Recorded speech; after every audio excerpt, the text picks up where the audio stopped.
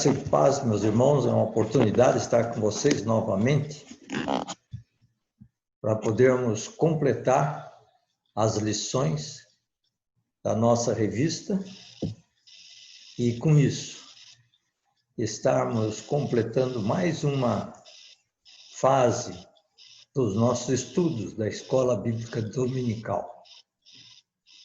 Muito bom ter passado com vocês esse período.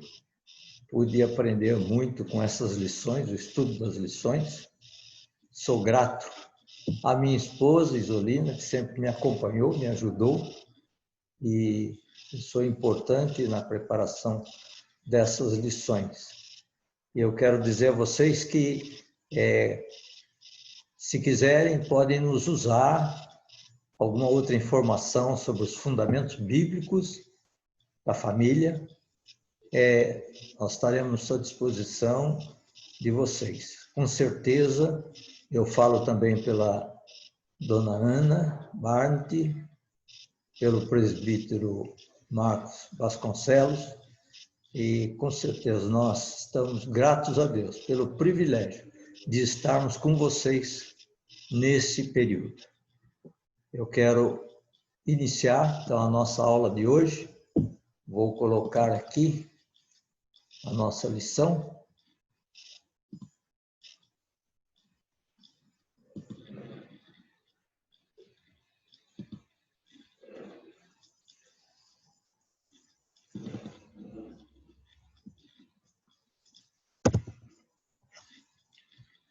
São os fundamentos bíblicos da família. E hoje nós estamos, então, estudando a lição 17, relacionamento na melhor idade, ou seja, na terceira idade. Interessante que eu não sei se vocês concordam com esse título. Eu não sei por que nós temos aqui uma ideia de que a terceira idade é a melhor idade. Nós vamos passar por várias fases durante a nossa lição. Passamos por várias avaliações durante as várias lições dessa revista. E é possível, pelo menos na minha maneira de entender, é que todas as fases da nossa vida, elas são as melhores. Elas são as melhores. Quando o bebê, quando nascemos, o que realmente nós tínhamos? Nós tínhamos simplesmente que mamar e chorar e reclamar que não tinha comida, etc. Mas era muito afofado, era vestido, todas as coisas eram feitas para nós. E era uma idade muito boa, muito gostosa. Se você consegue lembrar-se de como é que foi a sua. Depois começa a crescer e todo mundo vem e brinca, né?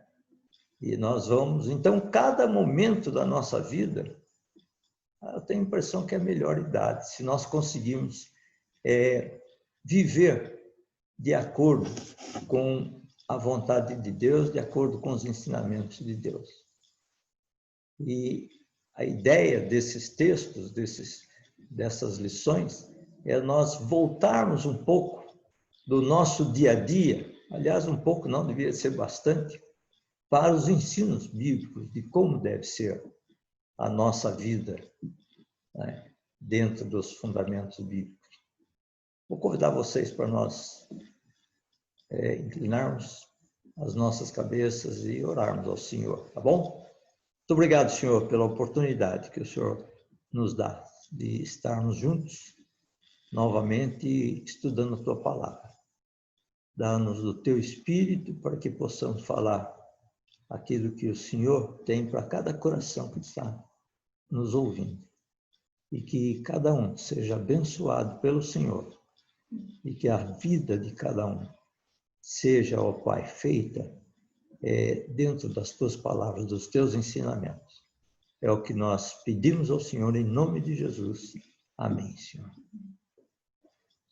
Muito bem. Então, o texto básico da nossa lição, nós vamos ler com mais detalhes mais à frente, mas ele diz o seguinte, que na velhice darão frutos, serão cheios de seiva e de verdor. Para quê? Para anunciar que o Senhor é reto. Ele é minha rocha e nele não há justiça. Esse é o nosso texto básico, né? Vocês estão vendo ali aquela família sentadinha, numa boa, num lugar gostoso, bonito, né? Porque na velhice darão frutos. Versículo-chave diz o seguinte, está em Isaías 46:4, diz, até a vossa velhice eu serei o mesmo, e ainda até as cãs eu vos carregarei. Já o tenho feito, levar-vos-ei, pois carregar-vos-ei e vos salvarei. Olha que promessa maravilhosa, né, para nós idosos, sabendo que não precisamos nos preocupar. Deus não cuida da gente só enquanto a gente é criança, enquanto a gente é jovem, ou enquanto a gente é adulto. Ele cuida da gente quando a gente é velho, quando a gente é idoso. Até na vossa velhice eu serei o mesmo. O alvo da lição é refletir sobre a importância do bom relacionamento do casal idoso entre si e com os demais membros da família. Nós vamos ter várias partes aqui, onde nós vamos estudar cada caso dos relacionamentos, né, dos idosos com os demais. Introduzindo, então, ele conta, né, a infância como sendo a primeira idade. Como é que aqui está distribuído, nós vamos acompanhar assim.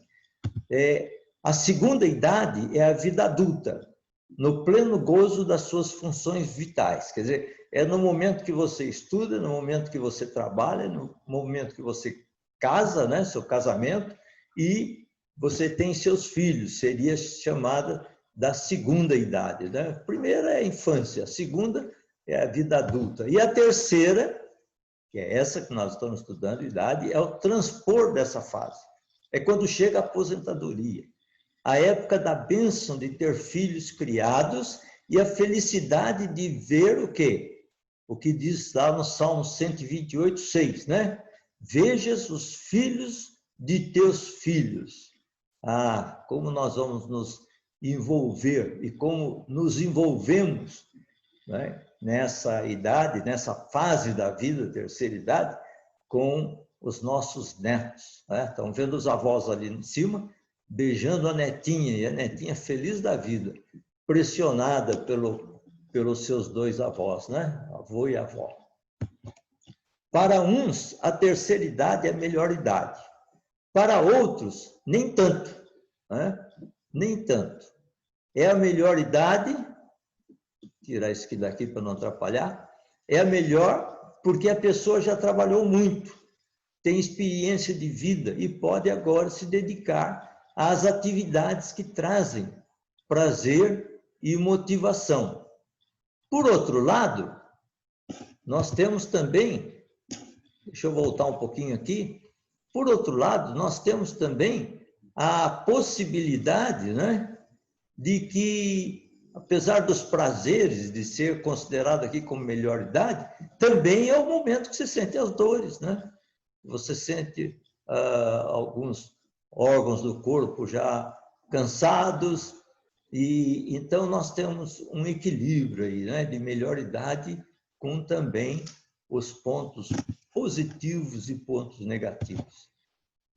Na introdução, eu queria que nós lêssemos, então, aquilo que seria o texto básico. É o Salmo 92, versículos de 12 a 15. Eu vou pedir para a Zolinha ler para nós, por favor. O justo florescerá como a palmeira, crescerá como o cedro no Líbano. Plantados na casa do Senhor, florescerão nos átrios do nosso Deus. Na velhice darão ainda frutos, serão cheios de seiva e de verdor, para anunciar que o Senhor é reto e que Ele é a minha rocha, e nele não há injustiça. Esse texto apresenta a melhor receita para se ter firmeza nessa idade. A pessoa que chega à velhice como árvore plantada na casa do Senhor, cheia de força para enfrentar com tranquilidade as adversidades da vida. Por quê? Pois Deus é a rocha onde ele se apoia e se inspira. Em Isaías 46, versículo 4, nós lemos que até na velhice eu serei o mesmo. Deus está dizendo isso para nós. Eu serei o mesmo. E ainda até as cãs eu vos carregarei. Já o tenho feito. Deus já nos carrega desde crianças, né? Mas ele nos carrega até as cãs. Já o tenho feito. Levar-vos-ei, pois carregar-vos-ei e vos salvarei. Olha como é que ele completa esse texto que ele nos fala através de Isaías, né? Eu vos salvarei. Nós estamos salvos em Cristo Jesus pelo amor do nosso Deus. O versículo-chave, ele mostra que o Deus do idoso é o Deus da proteção, é o Deus do sustento, é o Deus da intimidade, é o Deus do consolo e é o Deus da salvação. Ele é a certeza para a vida eterna. Damos graças a Deus por isso, né? E agora nós vamos ver quais são os relacionamentos, né? Os relacionamentos do idoso. E eu estou mexendo aqui com a minha parte, a minha foto, minha apresentação, porque eu quero que vocês vejam tudo que a gente está apresentando para vocês aqui no nosso PowerPoint. E na nossa lição, nós começamos com o relacionamento de amor. Nessa fase da vida, o companheirismo amigável é de grande importância. Há pessoas que não creem no verdadeiro amor. Não é verdade.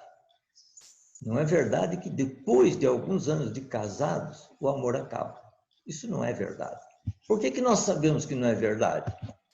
A palavra de Deus afirma, 1 Coríntios 13:8, o amor jamais acaba. Ele permanece com a fé e a esperança. É a palavra de Deus que diz que o amor não acaba. Acaba, ele continua, né? Aqui nós temos mais um casal, né? Um casal mostrando para a gente a importância, né, do relacionamento. Um casal que demonstra amor, não é isso? Com o passar do tempo, o amor do casal se transforma em uma amizade íntima, um querer bem, que dá prazer à companhia do outro.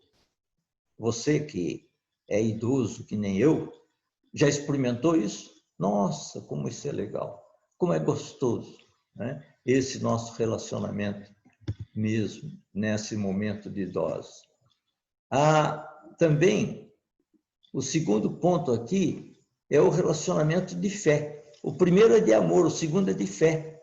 É importante no relacionamento do casal idoso a área espiritual, o seu relacionamento com Deus. A vida espiritual enriquece o relacionamento do casal.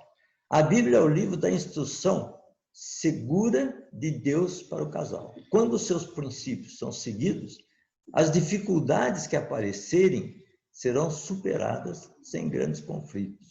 É na palavra de Deus que o casal encontra respostas das suas necessidades. Lembrem que aqui está escrito, e é o que eu falei, né? Nós vamos ter problemas? Vamos. As dificuldades vão aparecer? Vão.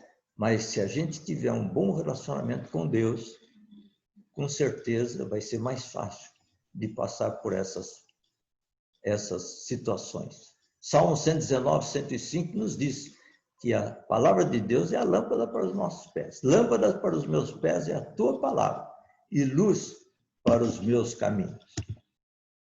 O casal que ora unido permanece unido. Jesus disse, né? Porque onde estiverem 2 ou 3 reunidos em meu nome, aí estou eu no meio deles. Que coisa linda, né? Em Mateus 18, 20 nos fala sobre isso. Então nós sabemos que se nós estivermos juntos, Jesus vai estar no nosso meio. Há 6 ações bíblicas que levam um casal a um bom relacionamento. Prestem atenção nessas 6 ações bíblicas, né? Uma é a maturidade. Maturidade é importante no bom relacionamento. Submissão é uma ação também. O amor, já foi falado sobre isso.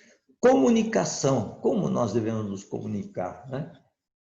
Nossa, como eu falho na minha comunicação. Muitas vezes não é a hora certa. E eu faço isso. E depois a Zolinha me puxa a orelha. Eu tenho que aceitar, né? Outra ação é a oração. E a sexta que nós relacionamos aqui é a leitura bíblica. E com certeza elas funcionam. Só que tem um detalhe importante, né? Nessa parte dessas ações. E essa parte, ela é muito importante. Elas precisam ser executadas, porque é uma ação. Tem que ser feito. Se não for feita, se não houver ação, não vai ter esse resultado que é o resultado bom, né? Então, vejam bem, maturidade, submissão, amor, comunicação, oração e leitura bíblica. Decorem isso e sigam isso. Com certeza vai, se já não está boa, sua vida vai melhorar mais ainda. O terceiro é o relacionamento de esperança. Vejam só o que aconteceu com Jó, né? Jó vivenciou esta situação. No versículo 6 do capítulo 7, nós podemos ler: os meus dias, que são os dias de Jó, se findam sem esperança. Já pensou? Pobre Jó, né? Pobre Jó. Os meus dias se findam sem esperança. Quero trazer à memória o que me pode dar esperança. Nas Lamentações de Jeremias, né? Jeremias era um profeta chorão, conhecido, né? Ele, então, nas suas lamentações, ele disse isso: quero trazer à memória o que me pode dar esperança. Esta é a expressão dele, e pode ser também o lamento do casal idoso, a perda da esperança. E a vida sem esperança é infeliz. Então, nós devemos ter uma vida com esperança, para que ela se mantenha feliz, ela seja feliz, né? Jeremias também perdeu a esperança, mas olhou para trás e ele viu 4 coisas que poderiam devolver-lhe a esperança. Vamos ver o que ele falou? Vamos lá em Lamentações, a Isolina vai ler para nós, capítulo 3, versículo 22. As misericórdias do Senhor são a causa de não sermos consumidos, porque as suas misericórdias não têm fim. As misericórdias de Deus não tem fim. Deus é misericordioso, Deus é bondoso. Que coisa maravilhosa. O versículo seguinte, o 23, por favor. Renovam-se cada manhã. Grande é a tua fidelidade. Então vejam que além das misericórdias que se renovam toda manhã, Deus é fiel. Deus é fiel. E Jeremias prestou atenção nisso, a fidelidade de Deus. A terceira? A minha porção é o Senhor, diz a minha alma, portanto esperarei nele. Vejam, a suficiência nossa, nós temos tudo em Deus. Nós somos suficientes se nós estivermos com Deus. E ele descobriu isso, né? Através da sua palavra, né? E o versículo 35 fala sobre o 4º ponto que ele descobriu. Bom é o Senhor para os que esperam por ele, para a alma que o busca. Bom é o Senhor, né? A bondade de Deus. Então vejam, as misericórdias de Deus, a fidelidade de Deus, a suficiência de Deus e a bondade de Deus. Jeremias achou nisso. E aí ele foi buscar a sua esperança. É aí que nós temos, então, a nossa esperança. A esperança do casal idoso está firmada em Deus. Ele é fiel e suas promessas são garantidas. O versículo-chave são palavras de Deus, né? Em Isaías 46:4, que nós vamos repetir aqui. Até a vossa velhice, eu serei o mesmo. levar-vos-ei e vos salvarei. Então, não vamos esquecer desses detalhes. Nós estamos vendo aqui exatamente os fundamentos bíblicos da família. Eu queria deixar com vocês um desafio, né? Considerando essa primeira parte da nossa lição. O amor, a fé e a esperança permanecem, não é isso que nós lemos lá em 1 Coríntios 13:3? Então, vejam bem como é que é importante. Enquanto nós estamos vivendo, nós estamos praticando o amor, desenvolvendo a nossa fé, aumentando a cada dia e sempre estarmos e termos a esperança. Isso é muito importante. Ame seu cônjuge, cultive sua fé e firme sua esperança nas promessas do Senhor. Amém? Então, isso é um desafio para vocês. O segundo ponto é o relacionamento dos idosos, né, com os filhos. Eu queria que nós ouvíssemos a leitura do Salmo 127. A Isolina vai ler para nós, por favor. Se o Senhor não edificar a casa, em vão trabalham os que a edificam. Se o Senhor não guardar a cidade, em vão vigia a sentinela. Inútil vos será levantar de madrugada, repousar tarde, comer o pão que penosamente granjeastes. Aos seus amados ele o dá enquanto dorme. Herança do Senhor são os filhos, o fruto do ventre, o seu galardão. Como flechas na mão do guerreiro, assim os filhos da mocidade. Feliz o homem que enche deles a sua aljava. Não será envergonhado quando pleitear com os inimigos à porta. Nós vamos ler também o capítulo 128, mais à frente, porque esses são os dois salmos, 127 e 128, salmos da família, né? São considerados esses salmos como sendo da família. E nós podemos notar que a família, conforme esses dois salmos, passa por 4 fases. Vamos dar uma olhada. A proteção e início da família. Estão no Salmo 27 que nós acabamos de ler. É aprender a viver na dependência de Deus, né? A esperança do Senhor são os filhos.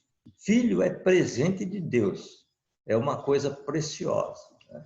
Quem não gosta de ganhar presente? Todos nós gostamos de ganhar presente. Filho é presente de Deus. A criação dos filhos, né, e últimos anos da vida conjugal está, e nós podemos olhar, no Salmo 128. Vamos ouvir? Bem-aventurado aquele que teme ao Senhor e anda nos seus caminhos. Do trabalho de tuas mãos comerás. Feliz serás e tudo te irá bem. Tua esposa no interior de tua casa será como a videira frutífera. Teus filhos como rebentos da oliveira à roda da tua mesa. Eis como será abençoado o homem que teme ao Senhor. O Senhor te abençoe desde Sião, para que vejas a prosperidade de Jerusalém durante os dias da tua vida. Vejas os filhos de teus filhos. Paz sobre Israel.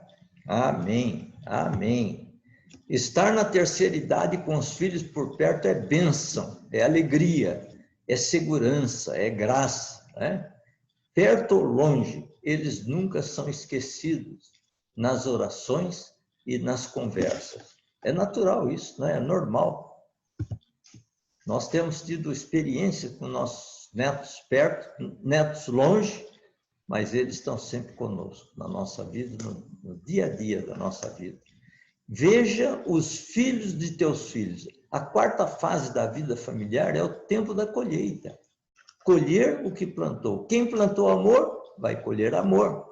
Filhos, noras, genros e netos em casa e no coração, né? A casa se transforma o quê? Numa hospedaria da família. é contar as bênçãos e chorar juntos, é orar e compartilhar a palavra. Não é isso? A vida dos idosos junto com seus filhos e com seus netos? Como é importante esse envolvimento, né, dos casais idosos com os seus filhos e seus netos. Ali, então, nós vamos achar 5 conselhos. Nós não vamos achar no texto, não. Nós vamos dar esses conselhos para vocês e vocês vão atender, aceitar, né? Ou não. Vai ficar sob a sua responsabilidade. Mas nós consideramos que há alguns nãos que os pais devem observar para manter o bom convívio com os filhos casados. Vamos ver quais são? Primeiro, não dar palpites na vida do casal. É isso aí. Nossa vida. Ah, por que o meu filho faz isso? Por que ele faz aquilo? A minha nora, meu genro, o que eles estão fazendo? Não é do meu jeito, mas e daí? É jeito deles. Então, para de dar palpites. Vamos simplesmente ver, olhar e eles não estão fazendo nada que prejudique. É costume, é outra coisa, é maneira. E nós temos que respeitar isso. Então, não dá palpites na vida do casal. Não impor as suas ideias e valores. Isso que nós queremos muito fazer, né? Isso nós temos que tomar cuidado. Não contar as confidências da família. Tem coisas que acontecem lá com seus filhos e com os seus netos, e de repente você pega isso aí e vai divulgando para outras pessoas, terceiros. Não, isso é coisa deles. Eles é que contam para quem eles quiserem. Nós temos que compartilhar com eles, participar com eles, mas fica tudo entre nós. Então, não contar as confidências da família. Não tomar partido nas discussões do casal. Você consegue fazer isso? Se é sua filha, você vai reclamar do genro, né? Se é seu filho, você vai reclamar da nora, não é isso? Não, essa é um conselho que nós damos. Não tomar partido nas discussões do casal. Não fazer comparações. Fulano, Beltrano, como é que é um, como é que é o outro? Não, não faz, isso não é bom, né?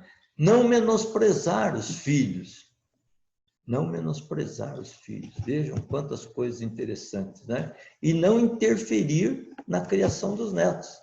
É tudo o que nós queremos, né? Poxa, você está ensinando errado. O que está ensinando errado? Ensina o seu filho a ensinar direito, mas não vai dizer para ele que ele está ensinando o seu neto, né? Errado. Então, nós vamos deixar mais um desafio para a família aqui.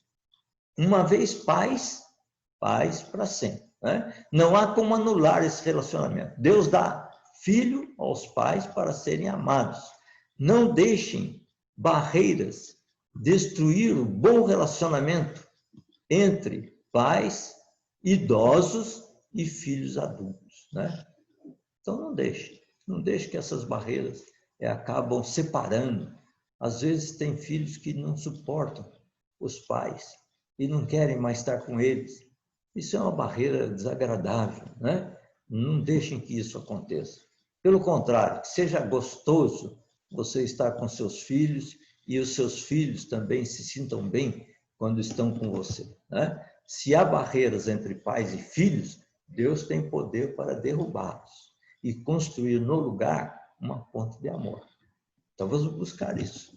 É um desafio para a família. Como anda o seu relacionamento com os filhos, né? Como é que anda o seu relacionamento? O que precisa melhorar? Pensa um pouco, ouvindo isso, vendo quais são os fundamentos bíblicos para a família. Então, o que precisa melhorar nesse aspecto? Mas nós vamos para o terceiro relacionamento, que é o relacionamento dos idosos com os netos, né? Disse o avô: ser avô não envelhece, rejuvenesce. Se possuir filhos é uma bênção, possuir netos é bênção dupla. Eles são a alegria do casal na terceira idade. E olha, eu não conheço nenhum avô que manifesta, né, o que não gosta dos netos. E nós temos até uns exemplos bíblicos aqui. Quando Ruth se casou com Boaz, deu à sua mãe Noemi um neto, que trouxe um novo significado à avó. E as vizinhas, né, da sua avó, Noemi, eles disseram para ela: ele será restaurador da tua vida e consolador da tua velhice. Olha que coisa linda, né? Está em Ruth 4:15. Nós temos ainda uma história linda na Bíblia, que é a história de Jetro. Eu queria que a Tolinha lesse para nós, por favor, Êxodo 18, versículos 5 a 7, por favor. Veio Jetro, sogro de Moisés, com os filhos e a mulher deste, a Moisés no deserto, onde se achava acampado, junto ao monte de Deus. E mandou dizer a Moisés: eu, teu sogro Jetro, venho a ti com a tua mulher e seus 2 filhos. Então saiu Moisés ao encontro do seu sogro, inclinou-se e o beijou. E indagando pelo bem-estar de um do outro, entraram na tenda. Veja que coisa mais linda, né? O relacionamento de Moisés com seu sogro. O seu sogro ajudando Moisés. Ele foi chamado por Deus para uma tarefa. E ele foi executar essa tarefa. E o seu sogro conduziu a sua esposa, a esposa de Moisés, com seus filhos, até ele, né? Ajuda. Como é bom isso. Nós vemos essa história que é linda, né? É um homem de fé, Jetro, né? Um homem de fé e um excelente avô, com certeza, porque os filhos andavam com ele tranquilamente, né? Eram cuidados por ele. Aqui nós temos, nesse relacionamento com os netos, alguns pontos importantes que a gente precisa considerar. Primeiro, é o privilégio, né, dos avós. Os avós cristãos têm experiências, sabedoria de vida e conhecimento bíblico e espiritual. É um privilégio investir esse tempo nos netos, na sua formação espiritual e moral. E nós temos o exemplo de Loide, né? Loide foi uma avó que exerceu grande influência sobre o seu neto Timóteo.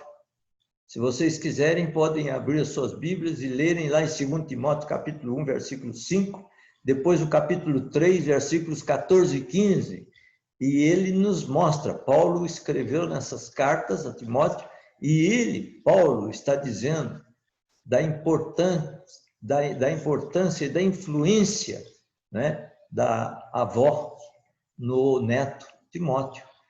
É interessante isso, né? Os avós têm o privilégio de ouvir as histórias e experiências dos netos. Os avós acompanham o desenvolvimento dos netos de bebês até serem pais, não é isso? Os avós compartilham dos seus momentos felizes e dos seus momentos difíceis. Os avós se alegram e choram com eles e por eles, não é isso?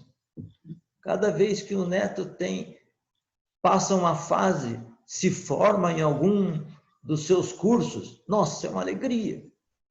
Mas se ele também vai mal, ou se ele está adoentado, os avós também choram por eles, né? Então, é um relacionamento quase que constante e sistemático. Mas também os avós têm os seus deveres nesses relacionamentos, né? Que é um ministério de amor.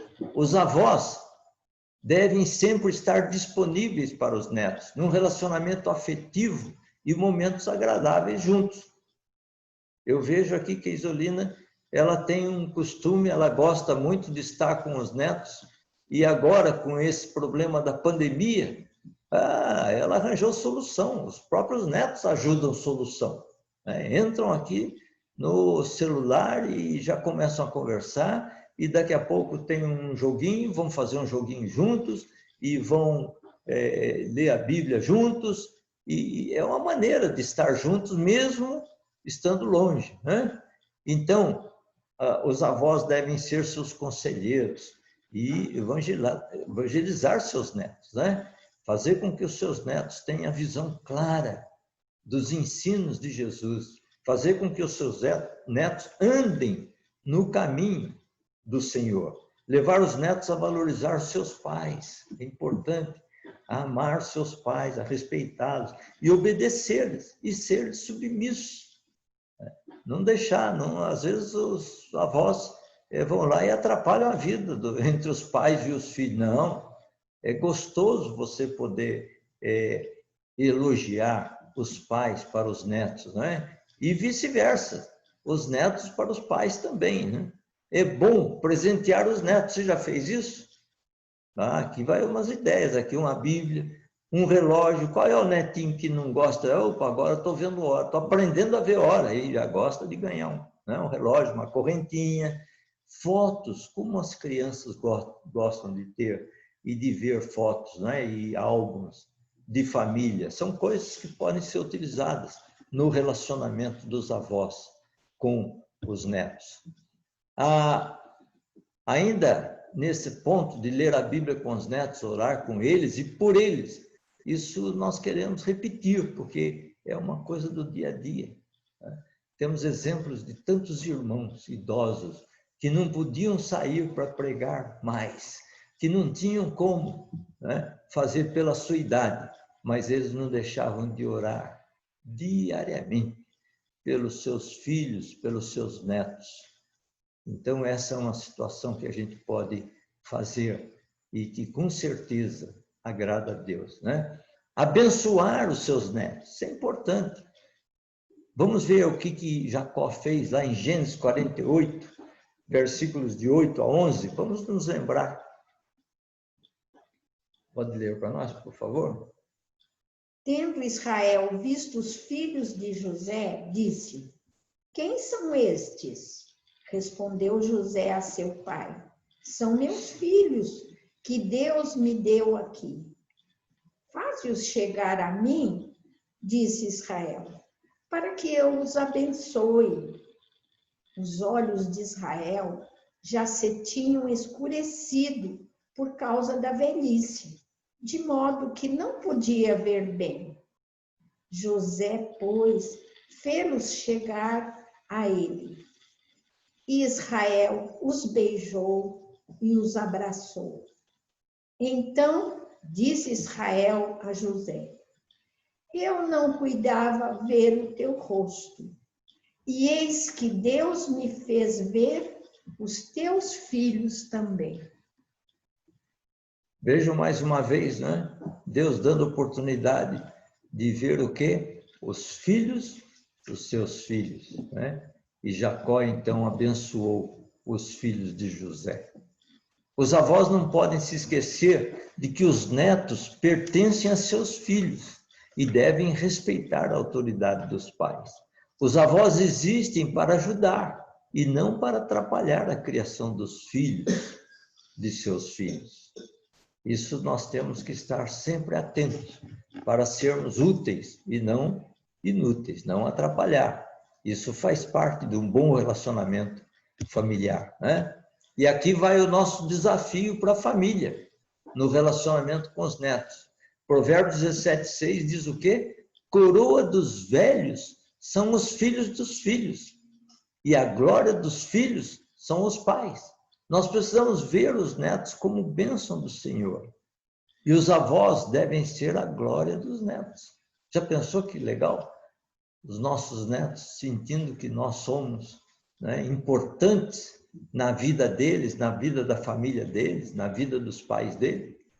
É isso mesmo, os avós devem ser a glória dos netos, né? Mas nós temos também um outro relacionamento, que é o relacionamento dos filhos com os pais, ou seja, dos filhos conosco os idosos, né? O Brasil já está ficando com um número elevado de idosos. A velhice chega a muitos e precisa de cuidados especiais e muito carinho. É interessante nós examinarmos países que esse país está muito velho, quer dizer, é só de velhos, porque os jovens, eles às vezes não ficam no país, vão para outros lugares estudar, etc., e vão ficando só os velhos, né? E o Brasil já está começando a ter, até, eu diria, entre aspas aqui, né, problemas com as aposentadorias, etc., porque existem muitos velhos, né? Nós estamos aqui. Então, torna-se necessário o cuidado da família com o idoso. Esse é um ponto que vai cada vez aumentando mais, né?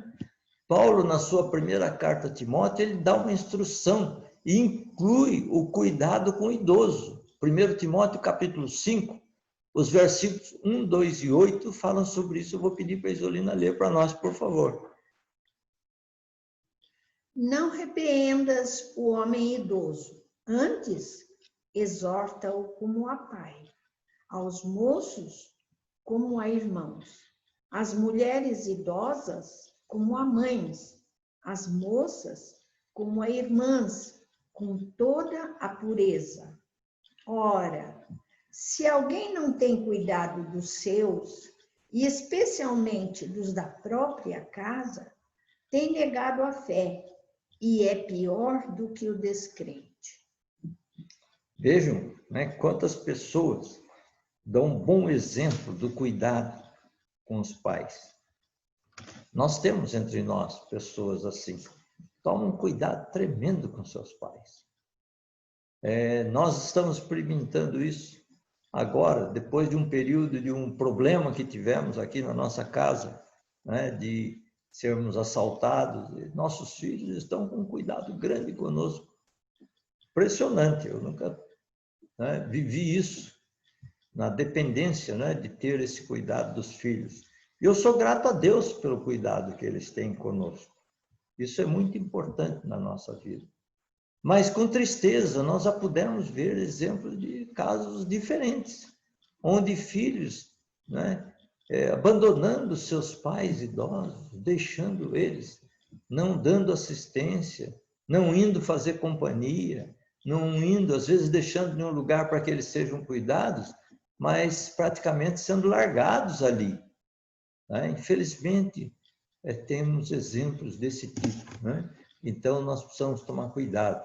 E Paulo deu essa orientação para Timóteo na sua carta, primeira carta. O cuidado com pais idosos é responsabilidade dos filhos. É isso que a Bíblia diz, né? Honra o teu pai e a tua mãe, não é isso? É hora da gratidão, do reconhecimento, da retribuição, e o ponto da partida é o quê? É o amor, né? É o cuidado. Então, o relacionamento dos filhos com os pais. É no amor de seus filhos e da família que o idoso encontra estímulo para viver o que lhe resta. Observando o exemplo dos pais com seus avós, os netos aprenderão o quê? A lição do amor. É o amor revelado de pais para os filhos. É interessante, né? Quando os filhos cuidam bem dos seus pais, depois os seus filhos, vendo isso, eles também vão cuidar dos seus pais, porque eles aprendem, né? Então é a hora de ler a Bíblia, orar, cantar com os pais idosos, né? Envolvê-los nesse nosso relacionamento de pais com filhos. É no amor dos seus filhos e da família que o idoso encontra estímulo para viver o que lhe resta. Observando o exemplo dos pais com seus avós, os netos aprenderão a lição de amor. Nós estamos repetindo, né? É o amor revelado de pais para filhos. É essa hora, né, de ler a Bíblia, orar, cantar com os pais idosos. Como é gostoso cantar, como nós gostamos de cantar.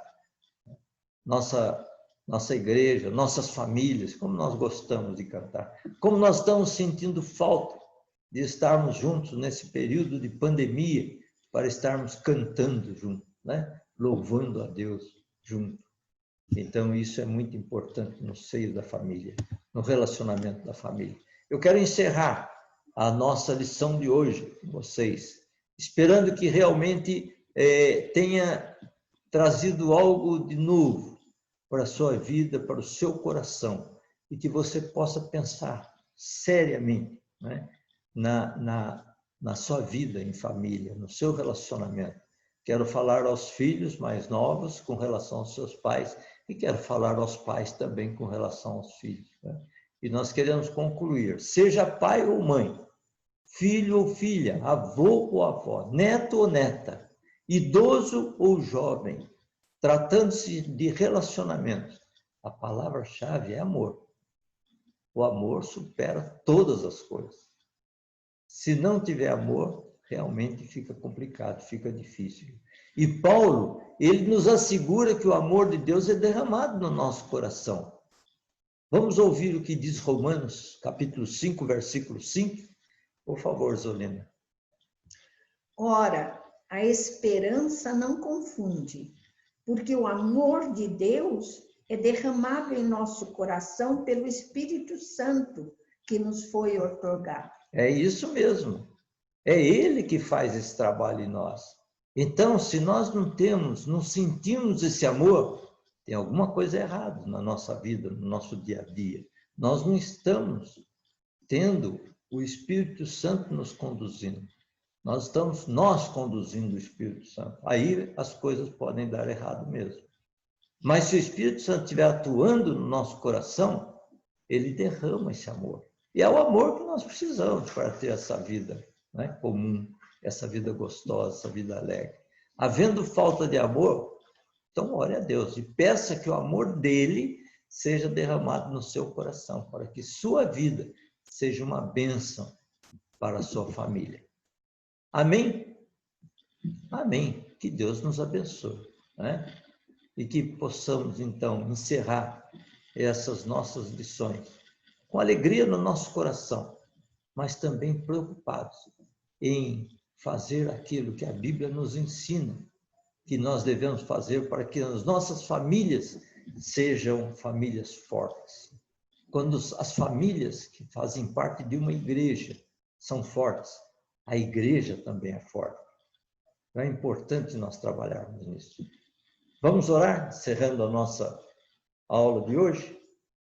Muito obrigado, Senhor, muito obrigado, que nós pudermos abrir a Tua palavra e ouvir os ensinos que o Senhor tem para nós. Usa-nos, Senhor, como um instrumento nas Tuas mãos, sempre. E também que os nossos irmãos possam ser abençoados pelo Senhor. E que se tem alguma pessoa que está nos ouvindo, que ainda não tomou uma decisão junto a Cristo, que possa, ó Pai, pensar que a vida cristã é uma vida abençoada, é uma vida de esperança, é uma vida de pessoas salvas.